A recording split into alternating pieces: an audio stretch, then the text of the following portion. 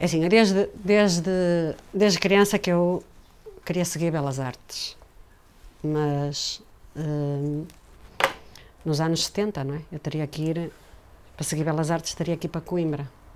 Mas pronto, os meus pais, como eu era a única rapariga, tinha 5 irmãos para ajudar a criar, e eu teria que ir para Coimbra, eles não consentiram. Por isso é uma paixão que vem desde criança.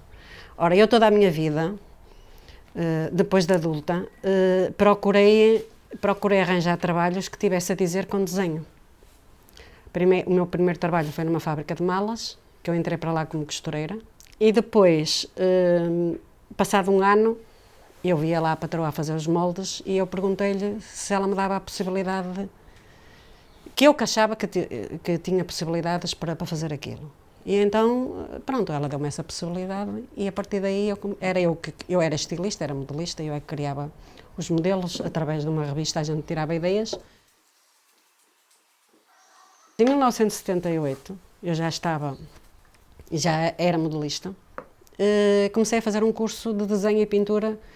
E então o que é que eu fiz? Depois, entretanto, casei, em 1980, e fui engavetando. Durante aqueles 3 anos, não é? Fui engavetando porque depois eu não tinha possibilidades, era trabalhar, não é? Porque a vida não é fácil. Mas aquele sonho ficou sempre ali guardado. E ao fim de 30 anos, eu fui abrir os caixotes desse curso e comecei a minha pintura, que foi em 2004, 2005. E pronto, a nível de artesanato, comecei em 2013. 2013, eu foi a primeira vez que fui para o artesanato de Barcelos e lembrei-me assim de fazer galos, não é? Fazer galos e agora dedico-me mais à pasta de papel. A minha pasta de papel é feita com os produtos reciclados, não é? É revistas, é os cones. Eu faço a pasta de papel com caixas de ovos porque fica uma pasta muito mais consistente, não é? Não deito cola branca, isso não deito, é uma cola especial que eu uso e depois é triturada várias vezes e pronto, e faço a minha pasta de papel. Aqui no meu trabalho estão as minhas vivências. Olha, eu trabalhei em pele, está aqui uma carteirinha feita em pele. Eu fiz o molde e depois fui buscar o cordão ao sapateiro e cortei. Isto é tudo feito à mão, não é à máquina, é tudo manual. A minha maneira de vestir os meus santos ou o meu artesanato, eu primeiro faço o molde, não é? Faço o molde, quer dizer, eu olho e corto logo imediatamente. Também é a minha vivência de eu ter sido modelista, não é? Eu tirei um curso de modelação, de alta costura, e pronto, eu estou a aplicar nas minhas peças, estou a aplicar as minhas vivências, toda a vida, mas no fundo, agora faço aquilo que gosto, não é? Eu faço a primeira camada, ponho ao sol a secar. Agora de inverno meto à lareira, não é? À frente da lareira. E vai secando. E depois, quando ela estiver seca, eu torno a deitar outra camada. No mínimo tem 3 camadas. É assim, eu não posso fazer tudo. Para já não sei aquilo que vai encolher, não é? Porque ao secar, aquilo encolhe e fica assim tudo enrugadinho. E eu tenho depois que tapar aquelas rugas todas e pronto. E vou fazendo assim. E por outra, se eu fizesse de uma vez só, um volume destes, não é? Quer dizer, nunca mais secava por dentro. Por isso eu tenho que lhe dar uma camada, no mínimo 1,5 cm, não é? No máximo 1,5 cm de espessura para poder secar. E depois vou acrescentando mediante aquilo que for necessário, mas tem que ser no mínimo 3, 4 vezes. Eu começo eu tenho, a primeira figura que eu tenho é uma figura, era o meu avô, era um Santo António, o meu avô tinha na mesa cabeceira, e eu comecei o meu avô tinha na mesa cabeceira, o meu avô faleceu, e eu fiquei com essa peça. A peça é uma peça, não é Barcelos, nem é uma peça de cerâmica, não é feita de forma artesanal. Após o meu avô falecer, eu comecei a fazer para perpetuar a memória do meu avô e o Santo António, para o qual eu tenho uma grande devoção, comecei a comprar Santo Antónios feitos de forma artesanal. E fui a Barcelos, pronto, fui a Barcelos, peguei no roteiro Barcelos e comecei a bater oficinas e a conhecer as pessoas. E fascinou-me, isso aí começou-me logo, e esse encantamento ainda hoje pregou em mim, e é o contacto próximo com os artesãos. Esta peça, por exemplo, da Fátima Miranga, tem uma particularidade. A Fátima não costumava pôr o Menino Jesus no Santo António. E eu disse, Fátima, eu gostava de ter um Santo António, mas que tivesse o Menino Jesus. E este foi, de facto, o primeiro Santo António que ela fez com o Menino Jesus. A partir daí começou a fazer os Santo Antónios com o Menino Jesus. Eu tenho dias que vou quase de gatas para a cama, porque é assim. Porque isto, o meu cérebro tem que estar ocupado. Se o meu cérebro não estiver ocupado, está a pensar em coisas que não vale a pena, não é? E então, eu infelizmente tenho problemas e tenho dores no corpo todos os dias. Mas em vez de tomar medicação, a minha medicação é a arte. Eu faço isto com paixão mesmo. Eu perco-me nas horas e vou todos os dias, deito-me muito tarde, não é? Há dias que eu não consigo levantar os braços e fico muito triste. E fico mais deprimida, não é? Porque eu tenho que fazer alguma coisa. Pronto, isto é o meu escape das minhas dores. Eu, enquanto estou a trabalhar, eu não sinto as dores. Eu tenho-as no corpo, mas não as sinto. Isto é uma terapia. E digo que nunca é tarde, e o meu sonho foi realizado aos 55 anos, não é? Mas isto é que me dá vida. Eu sem isto não estava aqui, de certeza absoluta. Não estava. É assim, os nonós, eu tive a ideia de começar com isto, ainda não tinha ideia do nome que seria. Tirei a ideia daqueles, há muitos anos já, que existem uns vasos pequeninos, em que as pessoas depois põem à entrada de casa, ou dentro, e, portanto, consoante o número do agregado familiar, tem o mesmo número de vasos, desses tais vasos pequeninos, e em cada vaso colocam o nome dos elementos da família, não é? Ok, eu acho que é interessante, mas sempre que olhei para aquilo, logo na primeira vez que vi esse tipo de artesanato, achei que seria mais agradável se fosse, em vez de serem vasos, que é giro, mas se fossem figurinhas, caricaturas, seria mais engraçado, não é? Então já tinha esta ideia desde 2000 e pouco, que tinha esta ideia de começar com isto. A minha atividade profissional não permitiu, fui sempre deixando para segundo plano, até que em 2015 comecei a pensar mais a sério, 2 anos a desenvolver a ideia. Ao fim de 2 anos, 2017, comecei com os nonós e pronto. Antes não tinha nome, os nonós apareceu depois de pensar em vários nomes, ficou os nonós, que é o nome da minha filha, a Leonor, eu trato-a por nonó, toda a gente a trata por nonó. Pronto, ficou esse nome, as pessoas no início, na primeira abordagem, gostaram do nome, pronto, e ficou até agora. E está a ser um sucesso, felizmente.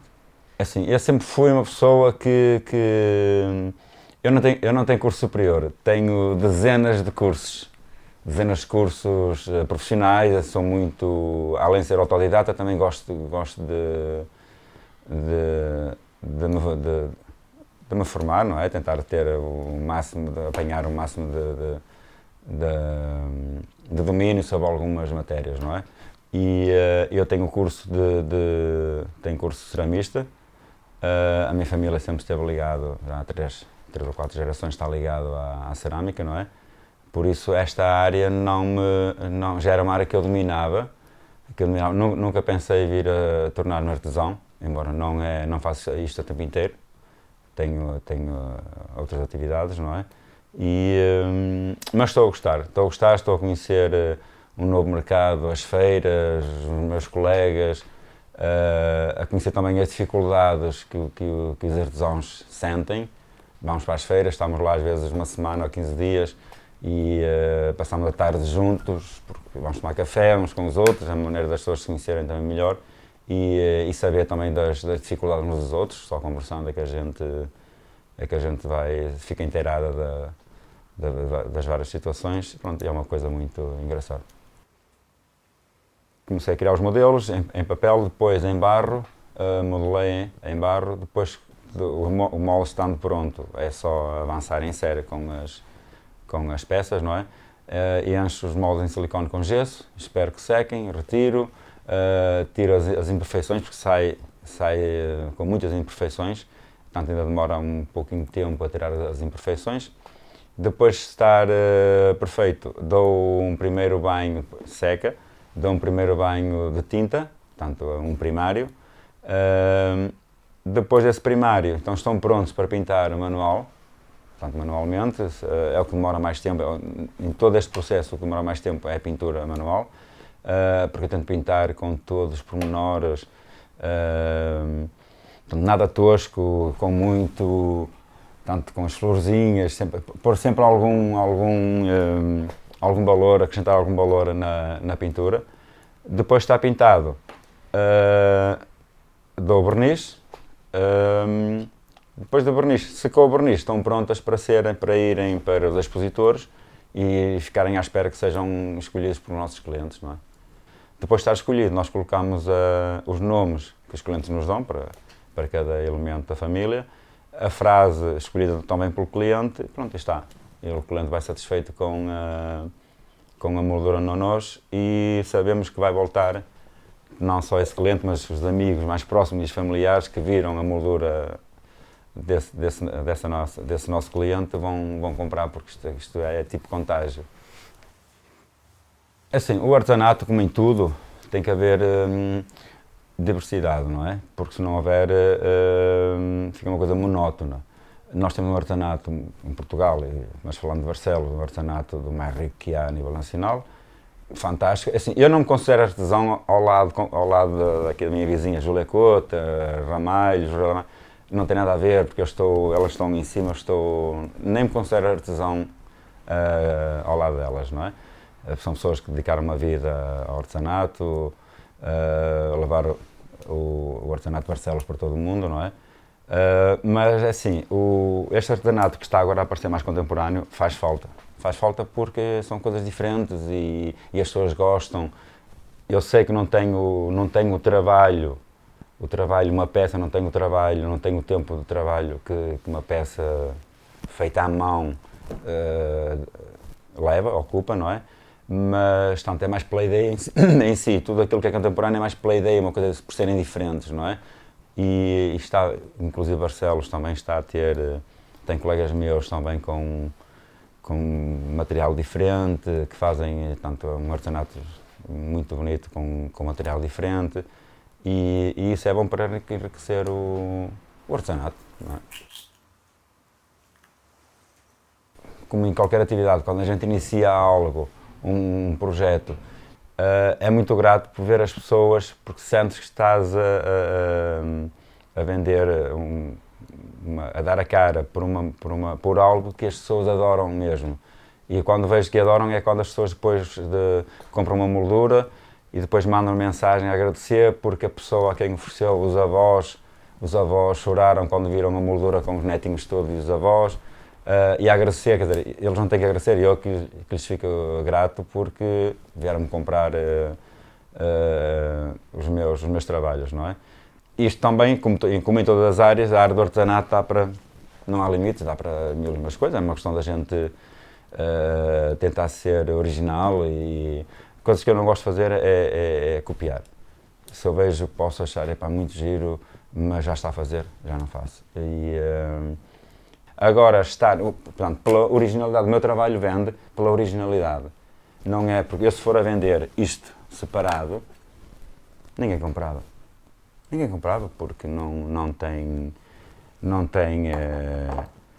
vende, a ideia em si não vende se for a vender. Agora, se eu for a vender, por exemplo, isto assim já vende mais. Portanto, a originalidade aqui é ser colocado na moldura, vende pela ideia em si. Não, aqui é que está a magia está assim, as pessoas quando olham e veem a moldura, tanto a sua família aqui representada, dão muito mais valor, ganham logo um carinho pela moldura. Quando falamos em Barcelos, é impossível não falarmos do artesanato.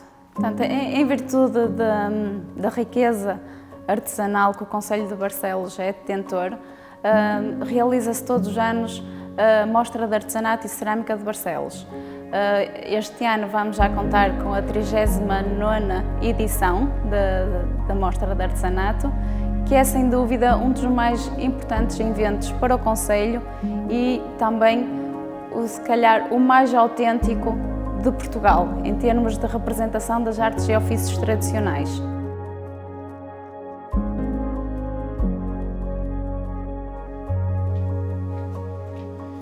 Basicamente foi através da Rua Sésamo. A Rua Sésamo despertou-me já naquela altura um interesse muito grande em já era pequeno, obviamente, eu lembro-me algumas partes da minha vida, ainda me lembro de algumas situações da minha vida em que eu já me imaginava, porque foi a partir daí mesmo, que eu já começava a sentir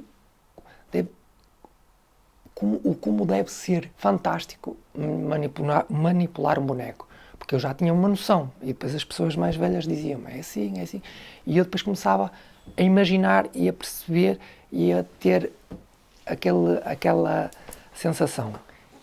E foi aí, foi mesmo a forma como eu via, a forma como eu sentia, foi um dos factos, um dos pontos que me levou a isto, não é? A querer conhecer, fazer, aprender e entrar neste mundo. É assim, olha, quando um cliente me liga a pedir um boneco, é muito simples. Eu digo o que personagem deseja, ou o que pretende, e a pessoa diz-me, esta personagem, sim senhora.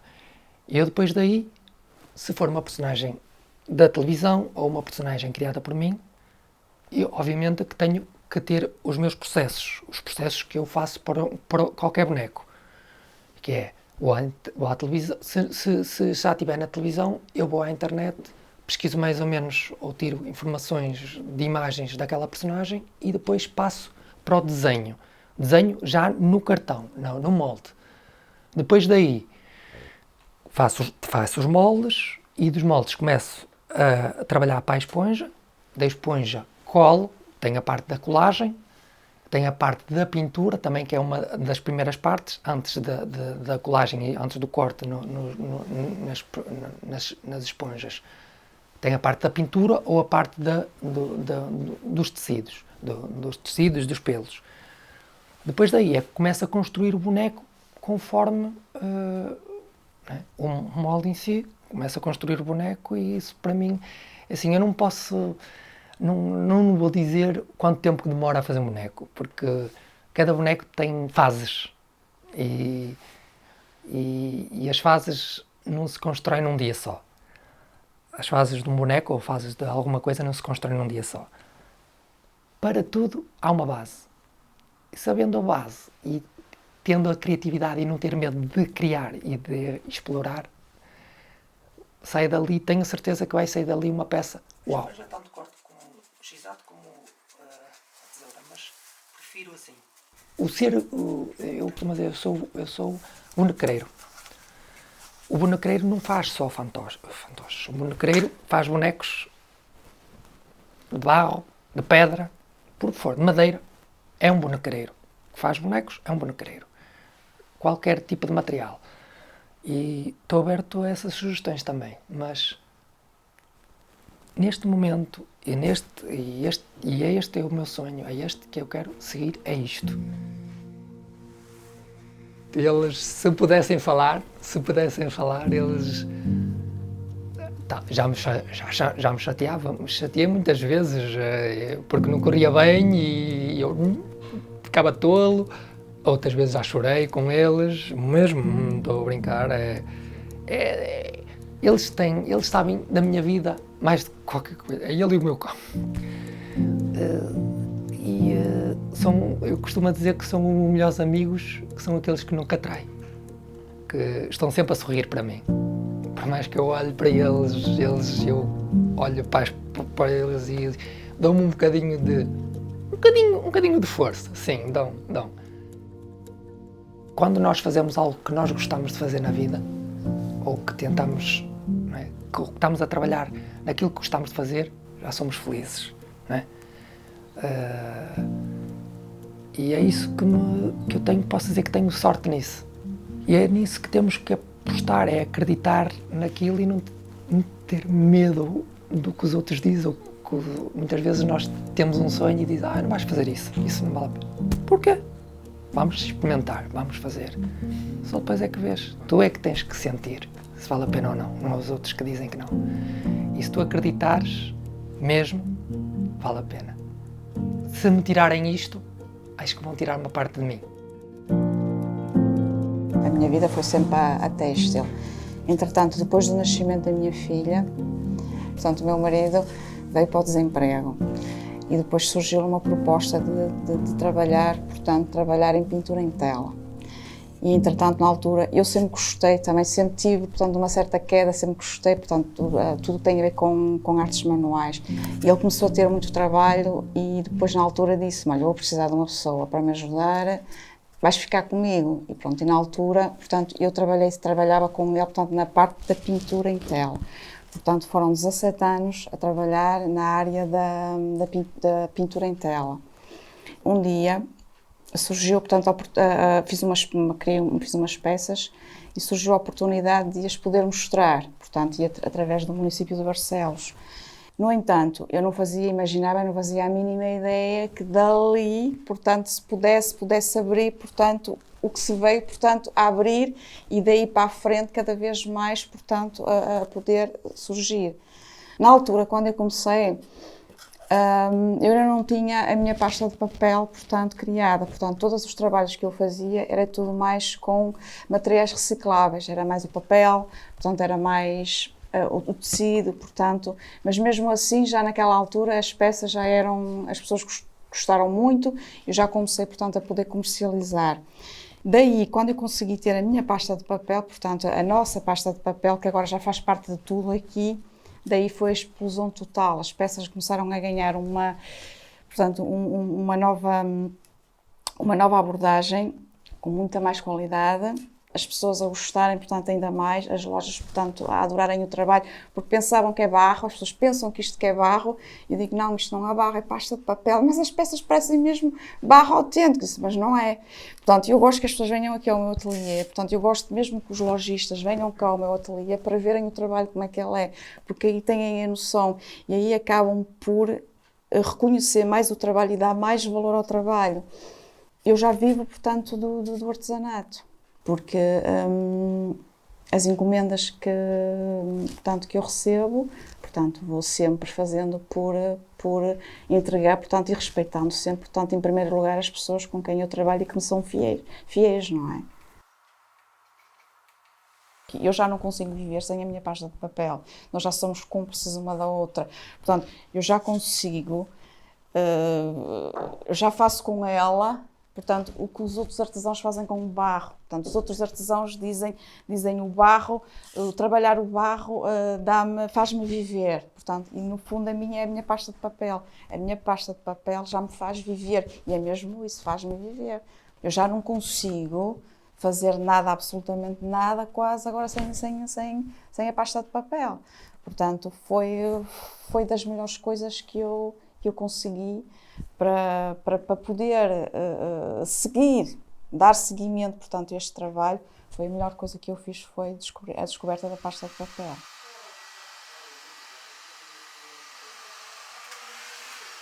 O artesanato de Barcelos é uma identidade que, de facto, que se não fosse, portanto, os artesãos, e se não fosse, portanto, o reconhecimento do trabalho deles, de facto, eu acho que Barcelos não estaria, portanto, projetado como está nos dias de hoje. Eu acho que sim, eu acho que é muito importante.